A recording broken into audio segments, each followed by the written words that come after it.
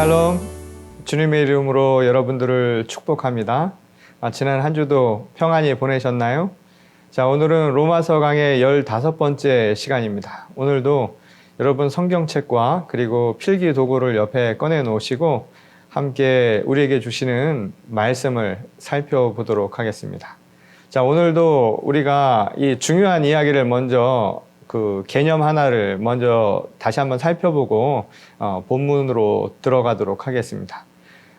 우리가 지난 강의 한 두 번에 걸쳐서 이야기한 아주 중요한 하나의 개념이 있어요. 그건 뭐냐면 믿음으로 의롭다함을 얻는다라는 겁니다.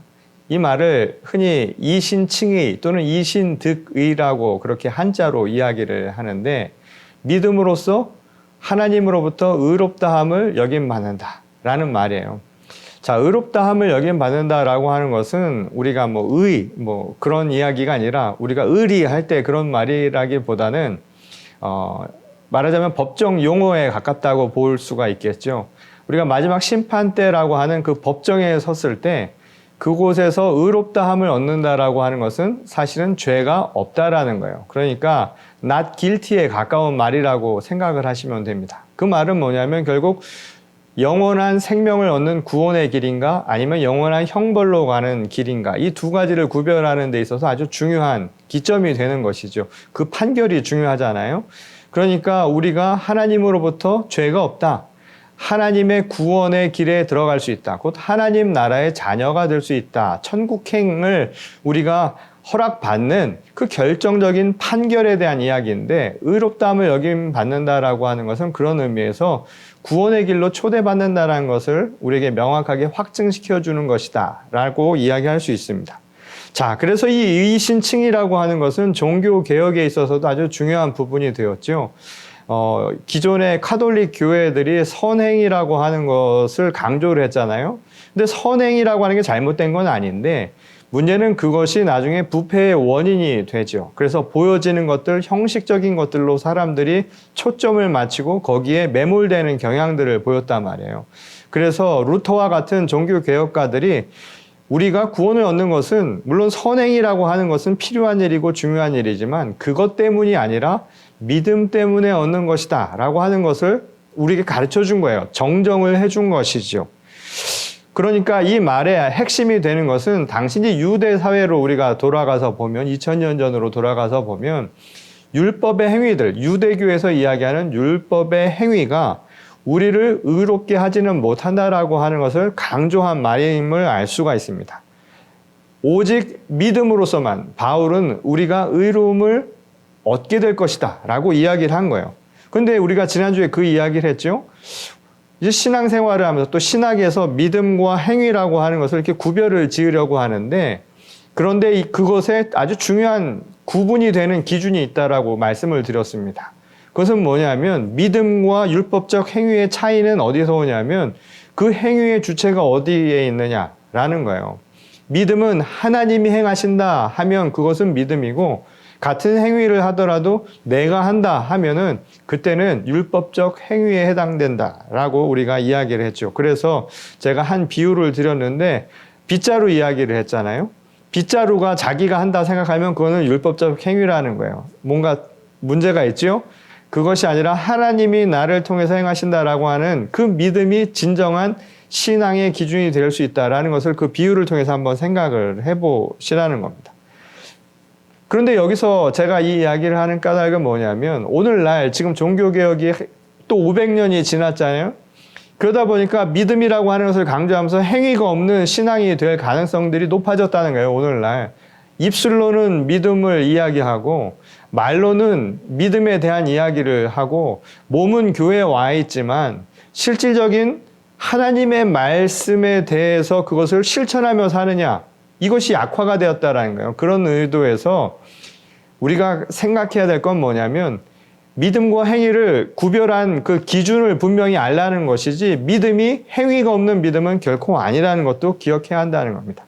이 본회퍼의 이야기처럼 자칫 잘못하면 싸구려 신앙이 될 수 있다는 거예요. 하나님의 값없는 은혜를, 말 그대로 값없는 것을 우리가 은혜로 생각하지 못하고 싸구려로 만들어 버릴 수 있는 신앙이 될 수 있다는 것이죠. 자, 오늘 우리가 읽은 본문 말씀 지난주에 이어서 그런 의미에서 이런 의도를 잘 이해한 그 상태에서 말씀을 다시 한번 살펴보도록 하려고 합니다. 우리가 지난주 이 4장의 처음에 그래서 그 믿음의 표본으로 세운 인물 아브라함에 대한 이야기가 나왔잖아요. 그 아브라함은 지금까지 이야기한 이 믿음으로 의롭다함을 인정받은 아주 대표적인 사람이기에 이 사람을 사례로 지금 바울이 이야기를 하는 겁니다. 근데 오늘 우리가 읽을 이 본문 말씀 9절 이하의 이야기는 율법적 행위를 대표하는 그 구체적 사례로 할례의 예를 들죠. 그러니까 할례라고 하는 것은 율법에서 이야기한 것을 직접적으로 행한 행위로 할례를 한 예로 든 거예요. 그래서 믿음으로 산 아브라함과 이 할례를 가지고 과연 무엇이 우리를 의롭다 만드는 것인가를 사도 바울은 다시 한번 우리에게 설명해주고 또 증거해주고자 했다는 사실을 우리가 다시 한번 발견하게 됩니다. 자, 오늘 본문 말씀을 이제 읽어보도록 하겠습니다. 그런즉 이 복이 할례자에게냐 혹은 무할례자에게 도냐 무릇 우리가 말하기를 아브라함에게는 그 믿음이 의로 여겨졌다 하노라. 그런즉 그것이 어떻게 여겨졌느냐 할례시냐 무할례시냐 할례시가 아니요 무할례시니라. 그가 할례의 표를 받은 것은 무할례시의 믿음으로 된 의를 인친 것이니 이는 무할례자로서 믿는 모든 자의 조상이 되어 그들도 의로 여기심을 얻게 하려 하심이라. 또한 할례자의 조상이 되었나니 곧 할례 받을 자에게뿐 아니라 우리 조상 아브라함이 무할례시에 가졌던 믿음의 자취를 따르는 자들에게도 그러하니라. 자, 오늘 본 말씀도 그냥 읽으면 좀 헷갈리죠? 그런데 우리가 그 이야기를 잘 한번 하나하나 살펴보면 그 의미를 아주 명확하게 알 수 있는 구절이기도 합니다. 자, 오늘 본 말씀 이 구절에 보면 복에 대한 이야기가 나와요. 이 복이라고 하는 것은 결국 하나님으로부터 의롭다함을 받는 칭의에 해당되는 것이다 라고 할 수 있죠. 근데 바울이 그 뒤에 이제 무슨 얘기를 하냐면 할례자와 무할례자를 구별을 하면서 이야기하는 거예요. 그러면 이 복이 따함을 얻는 것, 칭의를 얻는 것은 할례자나 무할례자냐 같은 것이냐 아니면 다른 것이냐 라고 묻는 거예요. 그러니까 칭의가 할례와 관계가 있느냐를 설명하려고 했다는 거예요. 율법적 행위와 관계가 있느냐를 설명하는 것이죠. 그런데 아브라함을 예로 들면서 이렇게 얘기하는 거예요. 아브라함은 그 할례 때문에 하나님으로부터 칭의, 의롭다함을 받은 것은 아니었다는 거예요. 그가 의롭다 여김 받은 것은 무엇을 행했기 때문에, 다시 말해서 할례를 했기 때문이 아니라 믿음 때문이었다라고 사도 바울은 이야기를 하고 있죠. 그러니까 의로 여김 받은 것은 사실은 아브라함에게 있어서 할례 받기 이전의 사건이었다는 거예요. 그러니까 이것은 아주 증명해 주는 것이죠. 할례 때문에, 곧 율법적 행위 때문에 의롭다함을 받은 게 아니라 그의 믿음이 우선이 되었기 때문에 가능한 것이었다라는 것을 보여준 거죠. 그러니까 할례자나 무할례자나 칭의와는 관계가 없다는 거예요. 그러니까 할례 자체가 칭의와 직접적인 연관이 있는 것은 아니다라는 것을 보여주는 것이죠. 다시 말해서 할례는 의롭다 인정함을 받은 증표로 행한 것이지 그 원인이 아니었다라는 거예요. 무슨 말씀인지 아시겠죠? 할례 때문이 아니라 사실은 믿음 때문에 의롭다함을 받았고 의롭다함을 받은 그 결과로 행한 것이 할례였다. 이 앞뒤가 바뀌었다라는 거예요. 그러니까 믿음이 할례보다 우선이라는 것을 기억하라는 것이죠. 그러니까 이 말은 결국 뭘까요?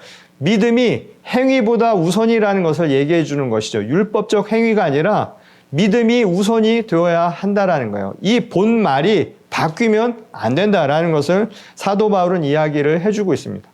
그래서 이 이야기 속에 또 담긴 또 다른 의미가 있어요. 그건 뭐냐면 할례자와 무할례자, 이 말은 당시로 보면 율법을 따르던 유대인들과 그리고 율법하에 있지 않았던 이방인들을 구별한 것이었죠. 그것은 이방 사회에 복음을 전파했던 전도 여행을 떠나고자 했던 바울에게는 아주 중요한 문제였기 때문이었어요. 자, 그런데 아브라함을 어떻게 이야기하냐면 당시에 의롭다함을 받을 때는 아브라함도 할례자가 아니었다는 거예요. 이거 아주 흥미로운 이야기죠. 유대인들은 자신들의 조상, 혈통이라고 생각을 했던 아브라함을 예로 드는데 바울은 거꾸로 이야기하는 거예요. 아브라함은 오히려 그 당시에 할례를 받지 않은 지금 이방인들과 다를 바가 없다라는 거예요. 그러니까 칭의를 받은 시점에는 무할례자였다라는 것을 강조하는 것이죠. 이 이야기는 우리에게 중요한 사실을 가르쳐 주는 거예요. 뭐냐면 아브라함을 통해서 이제 유대인의 조상에서 믿음의 조상으로 완전히 바뀌고 있는, 그의 위상이 바뀌고 있는 것을 보여주는 것이죠. 다시 말해서 예수 그리스도의 복음이라고 하는 것을 받아들임으로 하나님의 은총을 받은 자들, 구원을 받을 수 있는 사람들이 유대인들이라고 하는 특정한 사람들, 율법을 받은 사람들에게만 국한된 것이 아니라 이제 모든 사람들에게 열려져 있다라고 하는 것을 가르쳐주는 대목이라는 것이죠. 이것은 이방 사회의 복음을 전파했던 사도 바울에게 아주 중요한 이슈였다는 거예요. 실제로 당시 이 부분은 예루살렘을 근거로 했던 유대인 중심의 기독교인들과 또 바울 중심의 이방인 사회에서 복음을 전파했던 초대 교회 간에 알게 모르게 있었던 이 알력을 사도 바울은 이 말을 통해서 아주 분명하게 정리를 해주고자 했다는 거예요. 하나님의 은총은 값없는 것이고 그리스도를 통해서 보여주신 그 모든 십자가의 사건은 특정한 사람들에게 주어진 특혜가 아니라는 것을 얘기해 주고 있다는 것이죠. 자, 이제 계속해서 13절에서 14절 말씀을 보도록 하겠습니다. 아브라함이나 그 후손에게 세상의 상속자가 되리라고 하신 언약은 율법으로 말미암은 것이 아니요 오직 믿음의 의로 말미암은 것이니라. 만일 율법에 속한 자들이 상속자이면 믿음은 헛것이 되고 약속은 파기되었느니라. 자, 여기서 지금 하나님께서 아브라함과 그 후손에게 주신 축복을 이렇게 얘기하죠. 세상의 상속자가 되리라. 이게 하나님이 주신 하나의 언약이었다라는 거예요. 이 세상의 상속자가 된다는 것은 세상을 물려받는 것이죠. 근데 이 세상을 물려받게 되는 곧 창대한 민족을 이루리라고 하는 그 언약은 아브라함이 무슨 업적을 쌓았기 때문이 아니라는 거예요. 바울은 이것이 율법으로 인해서 온 것이 아니라 오직 믿음으로 순종했기 때문에 이루어진 것이다 라고 이야기를 합니다. 자, 이거를 잘 보여줄 수 있도록 우리가 창세기의 말씀을 한번 살펴볼까요? 어떻게 이 말이 근거가 있는가라는 것을 한번 보겠습니다. 창세기 17장 2절에서 4절 말씀을 한번 보겠습니다. 내가 내 언약을 나와 너 사이에 두어 너를 크게 번성하게 하리라 하시니 아브라함이 엎드렸더니 하나님이 또 그에게 말씀하여 이르시되 보라 내 언약이 너와 함께 있으니 너는 여러 민족의 아버지가 될지라. 이제 후로는 내 이름을 아브라함이라 하지 아니하고 아브라함이라 하리니 이는 내가 너를 여러 민족의 아버지가 되게 함이니라. 자, 이 말씀은 뭘 보여주냐면 열국을 주신다. 곧 세상의 상속자가 되게 하리라고 하는 이 언약은 하나님께서 그냥 주신 거예요. 그렇죠? 아브라함이 뭘 했기 때문이 아니라 하나님이 그의 믿음을 보시고 그냥 주신 거예요. 그러니까 이 믿음의 핵심은 뭐냐면 곧 하나님이 모든 것의 주인이시고 하나님이 모든 것을 만들어 가신다라고 하는 그 믿음이라는 거예요. 자, 그 바로 뒤에 9절에서 11절까지의 말씀을 또 한번 살펴보겠습니다. 하나님이 또 아브라함에게 이르시되 그런즉 너는 내 언약을 지키고 내 후손도 대대로 지키라. 너희 중 남자는 다 할례를 받으라. 이것이 나와 너희와 너희 후손 사이에 지킬 내 언약이니라. 너희는 포피를 베어라. 이것이 나와 너희 사이의 언약의 표징이니라. 자, 이거 뭐 얘기해 주나요? 언약이 있고 난 뒤에, 그렇죠? 하나님이 그에게 주신 그 복 이후에 할례를 받으라고 이야기한 거예요. 그 할례를 뭐라고 얘기하냐면 언약의 표징이라고.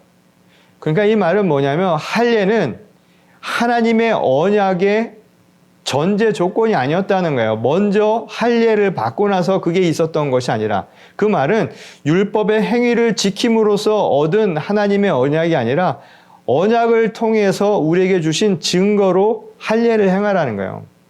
그러니까 율법의 행위는 하나님을 향한 믿음이 있고 난 뒤에 행해야 된다는 거예요.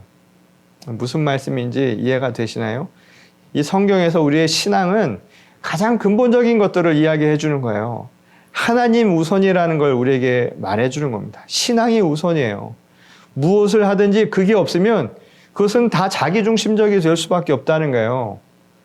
이 교회에서의 신앙생활도 그렇잖아요. 의롭다 하는 것을 스스로 의롭다 생각하면 안 된다는 거예요. 자기가 행한 것을 자기 스스로 선하다 생각해도 안 된다는 거예요. 하나님이 행하신다는 믿음을 가진 사람들은 그렇게 하지 않는다는 거예요. 그냥 하나님이 나를 통해 행하신다라는 그 감사함으로 행하는 것, 그냥 그것으로 그친 거예요. 때를 얻든지 못 얻든지 그래서 말씀을 전하고 무엇을 할 수 있는 이유가 뭐냐면 하나님이 행하시기 때문을 내가 믿기 때문이라는 거예요. 감사함으로 행하는 것이죠. 그러니 그 결과에 대해서도 내가 평가하지 않는다 이 말이에요. 그리고 그것에 대해서 보상을 얻으려고 하지 않는다 이 말인 것이죠. 아주 달라지는 부분이죠. 자, 그 뒷부분을 또 같이 읽어보겠습니다.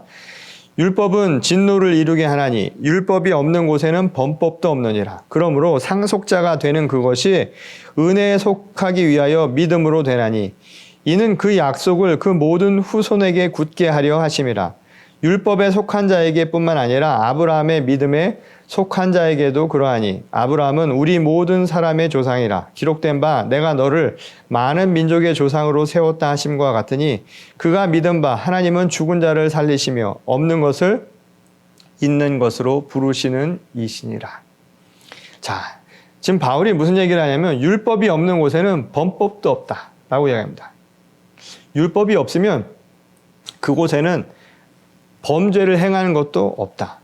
이 말은 무엇을 의미하느냐 하면 법 없이 살 수 있다라는 것을 의미하는 거예요. 자, 법 없이 살 수 있어서 법이 필요 없는 상황을 이야기를 해주는 겁니다. 그래서 법이 없다는 거예요. 자, 법이 있다라고 하는 것을 그래서 사도 바울은 물론 이것은 여러 가지 논쟁의 여지가 있는 해석에 오해의 소지가 있는 부분이긴 한데 한번 생각을 해보세요. 바울은 지금 무슨 이야기를 하냐면 율법을 이야기하면서 법이 있다라는 것은 결국 뭐냐면 금할 이유가 있기 때문이 아니겠느냐라는 거예요. 재밌죠? 법이 있다라는 것은 금할 이유가 많다는 거예요. 이거 참 재밌는 이야기입니다. 무슨 법정 조항이 많다는 것은 그만큼 사회가 문제가 많다는 걸 얘기를 해주죠. 자, 교회도 마찬가지예요. 교회에서도 뭐가 회의가 많고 뭐가 말이 많아지면 그에 대한 조항이 많아지는 거예요. 그렇죠? 근데 조항이 없다라고 하는 것은 조항이 없다라는 것을 그래서 사도 바울은 거꾸로 역설적으로 이야기한 거죠. 그만큼 문제가 없다라는 거예요. 가정에서도 그렇죠. 뭔가 규정들이 많아진다라고 하는 것은 문제거리가 많아졌다는 것을 의미하는 거예요. 근데 이거를 극복할 수 있는 건 뭘까요? 문제가 없게 하는 것은요. 서로 사랑하면요. 사랑이라고 하는 것이 화목이라는 게 그 집안을, 그 가정을 가득 채우고 있으면 그런 문제가 없다라는 거예요. 그러니까 사도 바울은 이야기를 하는 거예요. 문제의 근원적 해결은 법을 지켜서 되는 게 아니라는 거예요. 법치라고 하는 것은 그것은 차선책일 뿐인 것이죠. 문제가 있으니까 잘 지키는 것, 법치가 중요한 것이지 더 근원적인 문제 해결은 뭘까요? 법 없이도 살 수 있는 걸 만드는 거예요. 그게 뭐겠느냐는 거예요. 바로 믿음을 이야기하는 것이죠. 믿음이 그래서 우선이 되고 믿음이 율법보다 상위에 있는 개념이라는 것을 우리에게 가르쳐 준 것이죠. 곧 율법만으로는 지금 율법은 문제가 생기는 것을 해결하는 데는 도움이 되지만 근원적 해결은 아니라는 거예요. 오직 믿음만이 하나님을 사랑하고 이웃을 사랑하라고 하는 그 계명을 지키면 이런 법도 필요가 없다 이 말인 거예요. 그래서 믿음이 우선이 되어야 한다는 것을 우리에게 가르쳐 주는 것이죠. 그리고 이걸 통해서 우리에게 분명하게 이야기합니다. 그래서 상속자의 약속, 하나님이 주신 이것은 은혜라는 거예요. 이거를 깨달으라는 거예요. 사도 바울에게 있어서 아주 중요한 부분이에요. 특히 우리 웨슬리 신앙에서 은총을 강조하는 게 이 은총을 이해함으로 이 모든 문제가 다 한 번에 해결이 되는 것이죠. 하나님은 바로 그 믿음을 보시고 그에게 세상을 물려주시겠노라. 아브라함에게 그렇게 해주신 것이고 우리에게도 마찬가지로 그런 상속자가 되는 은총을 주셨다라는 겁니다. 그러니까 이 약속 또한 무엇을 우리가 행해서 결실로 얻은 것이 아니라 아무 값 없이 주신 하나님의 은총임을 깨달으라라는 거예요. 그리고 이 말씀 가운데 아주 중요한 부분이 나옵니다. 그 은총은 하나님께서 우리 모두에게 주신 정말 값없는 선물이라는 거예요. 여러분, 우리는 은총을 받은 주님의 자녀들입니다. 아무 값없이요. 우리가 무엇을 행해서가 아니라는 거예요. 그래서 사랑이라는 거예요. 그러니 사람이 잘나고 못나고 더 많이 갖고 못 갖고 소유의 개념과는 전혀 다른 이야기라는 거예요. 내가 세상의 상속자로서 세상을 향유하면서 살아갈 수 있는 것은 하나님이 주신 값없는 선물이라는 것. 그걸 깨닫는 순간 우리는 믿음 가운데 살 수 있다는 겁니다. 그리고 그것을 통해서 우리 모두는 아브라함과 같이요, 하나님의 칭의 가운데 살 수 있다는 거예요. 이것은 사람을 가리지 않는다라는 겁니다. 할례를 받았건 무할례자이건, 내가 잘생기건 못생기건, 더 많은 것을 가졌건 못 가졌건, 더 좋은 학벌을 가졌건 못 가졌건, 내가 더 좋은 가정 환경을 가졌건 그렇지 않건 상관이 없다라는 거예요. 하나님이 우리를 사랑하신다는 이 말씀으로 오늘 그 은총에 우리의 마음을 온전히 맡기고, 오늘 주님을 향한 그 믿음으로 오늘도 우리들의 삶을 정말 하나님 앞에 올려드리며 살 수 있는 저희 모두가 될 수 있기를 소원합니다. 오늘도 이 말씀을 안고 여러분 기쁨 가운데 정말 우리는 하나님께 사랑받는 소중한 존재라는 그 믿음으로 오늘도 값없는 은혜에 우리도 정말 값비싼 신앙의 훈련과 또한 신앙의 책임을 지고 살 수 있는 저와 여러분 모두가 될 수 있기를 주님의 이름으로 간절히 축원합니다. 우리 함께 기도하시겠습니다. 주님, 오늘도 우리 가운데 살아계셔서 하늘의 은총을 베풀어 주시니 감사를 드립니다. 율법으로 사는 것이 아니라 오직 믿음으로 저희가 의롭다함을 얻는다는 이 믿음을 저희들이 굳게 새기고, 오늘도 저에게 주신 거룩한 책임을 사랑하며 섬기며 살아갈 수 있도록 주께서 인도하여 주시옵소서. 하나님께서 저희와 늘 함께 하시는 줄 믿사오며 거룩하신 우리 주 예수 그리스도의 이름으로 간절히 기도드렸습니다. 아멘. 자, 이번 한 주도 주 안에서 평안하고 또 주 안에서 함께 사랑하며 믿음으로 승리하시는 한 주가 되시기를 축원합니다. 우리 다음 주에 또 기쁜 마음으로 다시 만나 뵙도록 하겠습니다.